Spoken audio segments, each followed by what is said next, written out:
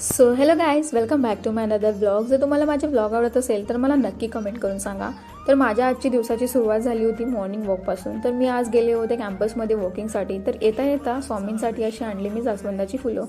आज कॅम्पसमध्ये मला काही पांढरी फुलं दिसली नाही, त्यामुळे मी फक्त जास्वंदाचीच फुलं आणली होती. आल्यानंतर केटलमध्ये असं गरम पाणी करून पिले आणि त्यानंतर काल जे रात्री भिजू टाकलेले बदाम होते ते फ्रेश होऊन खाऊन घेतले. मस्त आंघोळ करून घेतली. आंघोळ झाल्यानंतर स्वामी महाराजांची काल जी केलेली पूजा होती ती उतरून घेतली. त्यानंतर मस्त स्वामींची पूजा करायला सुरुवात केली.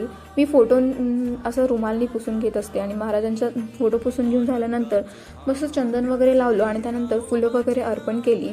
दिवा अगरबत्ती करण्यासाठी घेतलं, दिवा अगरबत्ती केली. त्यानंतर माझ्याजवळ काल उदबत्ती संपली होती, त्यामुळे शॉपमधून मी जेड ब्लॅकची अगरबत्ती काल आणली होती. पण मला नव्हतं माहिती की त्यामध्ये असं छोटंसं क्यूटचं काडीपेटी भेटेल. पण जेव्हा मी ते पाहिले तेव्हा मला खूप असं भारी वाटलं आणि त्यानंतर स्वामी महाराजांना ओवाळून घेतलं आणि तारक मंत्र वगैरे म्हणलं. रूममध्ये फक्त अगरबत्ती लावल्यानंतरच किंवा नाही, मला धूप लावायला देखील खूप आवडतं, कारण त्याचा सुगंध खूप चांगला येतो आणि खूप रूममध्ये प्रसन्नता वाटते जेव्हा त्याची धूळ सगळीकडे पसरते.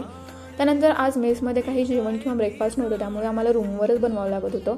ऑलमोस्ट सगळ्यांना सुट्ट्या पडलेल्या आहेत, तर सगळे हॉस्टेलर्स घरी गेलेले आहेत, कारण मी फायनल इयरची असल्यामुळे माझा प्रोजेक्ट रिव्ह्यू बाकी आहे. त्यामुळे रूमवरच आम्हाला बनवावं लागलं. मी पोहे बनवून घेतले आणि त्यामध्ये मला टोमॅटो आवडतं म्हणून मी टोमॅटो टाकलो. कुणाकुणाला पोहेमध्ये टोमॅटो आवडतं मला नक्की कमेंट करून सांगा. जर माझे व्हिडिओज जर तुम्हाला आवडत असेल तर मला नक्की कमेंटमध्ये सांगा आणि माझ्या चॅनलला सबस्क्राईब करा, व्हिडिओजला लाईक करा, शेअर करा आणि कमेंट करा.